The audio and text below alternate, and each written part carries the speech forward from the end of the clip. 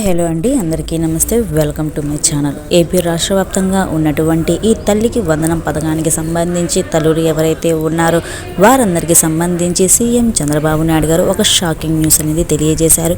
అది ఏంటి అనేది తెలుసుకోవాలి కనుక అనుకుంటే ఈ వీడియోని ఎక్కడ స్కిప్ చేయకుండా చివరి వరకు చూసి నా వీడియో కనుక నచ్చితే ప్లీజ్ ఒక చిన్న లైక్ చేయండి అండ్ సబ్స్క్రైబ్ చేసుకోండి.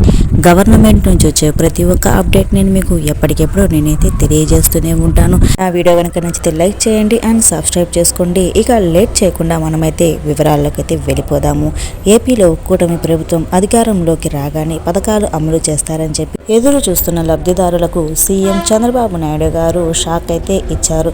రాష్ట్ర ఆర్థిక పరిస్థితిని వివరిస్తూ పథకాలు అమలు చేయడం అనేది ఎప్పుడు అనేది సంకేతాలు ఇచ్చేశారు. ఇప్పటికే గత వైసీపీ ప్రభుత్వం అమలు చేసిన పథకాలు కూటమి సర్కారులో అమలు కావడం లేదని ఆవేదనతో ఉన్న లబ్ధిదారులకు చంద్రబాబు నాయుడు గారు భారీగా అదిరిపోయే షాక్ అనేది ఇవ్వడం అయితే జరిగింది.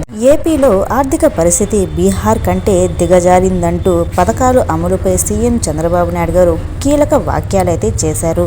విశాఖ ఉక్కు, అమరావతి, పోలవరం కోసం కేంద్రం ఇచ్చిన నిధులను మళ్లించలేమని తేల్చేశారు. డబ్బుల కంటే పథకాలు అమలుకు క్షణం కూడా ఆలోచించని ప్రజలకు వాస్తవాలు తెలియాలని చెబుతున్నట్లు తెలిపారు. ఆర్థిక పరిస్థితి పుంజుకోగానే తల్లికి వందనం, అన్నదాత సుఖీభావ పథకాలు అమలు చేస్తామన్నారు. రాష్ట్రాల ఆర్థిక పరిస్థితులపై నీతి ఆయోగ్ ఇచ్చిన ఆర్థిక స్థిరత్వ నివేదికను స్వాగతిస్తున్నట్లు సీఎం చంద్రబాబు నాయుడు గారు తెలియజేశారు. రాష్ట్ర ఆర్థిక పరిస్థితులు బాగోలేకపోతే ప్రజలపై పన్నుల భారం పడుతుందన్నారు. అప్పుడు అభివృద్ధికి నిధులు కేటాయించలేని పరిస్థితి ఎదురవుతుందన్నారు. అలాగని అప్పులు చేసి పన్నులు ఇస్తే ఇబ్బందులు పెరుగుతాయన్నారు. అప్పులు చేస్తే తిరిగి చెల్లించే శక్తి ఉండాలని, కానీ రాష్ట్రానికి ఆ పరిస్థితి లేదన్నారు. అందుకే వైసీపీ ప్రభుత్వ ఆఫీసులు తాకట్టు పెట్టిందన్నారు. అయినా ఆ డబ్బు ఏం చేశారో తెలియడం లేదన్నారు. గతంలో తెచ్చిన అప్పులకు వడ్డీకి కట్టే పరిస్థితి లేదన్నారు. ఇకపోతే వైసీపీ ప్రభుత్వంలో ఎక్కువ వడ్డీకి అప్పులు తీసుకురావడం, మూలధన కేటాయింపులు లేకపోవడం, పన్నుల పెంపు వంటి కారణాలలో రాష్ట్ర అప్పుల్లో కూరుకుపోయిందని చెప్పి సీఎం చంద్రబాబు నాయుడు గారు ఆరోపించడం అయితే జరిగింది. అందుకే ఫిస్కల్ ఇండెక్స్లో రాష్ట్రం 18వ స్థానంలో ఉందన్నారు. ప్రజల కొనుగోలు శక్తి తగ్గిందని, తలసరి ఆదాయంలో ఇతర రాష్ట్రాలతో పోల్చుకుంటే పరిస్థితిని కూడా లేదని చంద్రబాబు నాయుడు గారు తేల్చి చెప్పేశారు.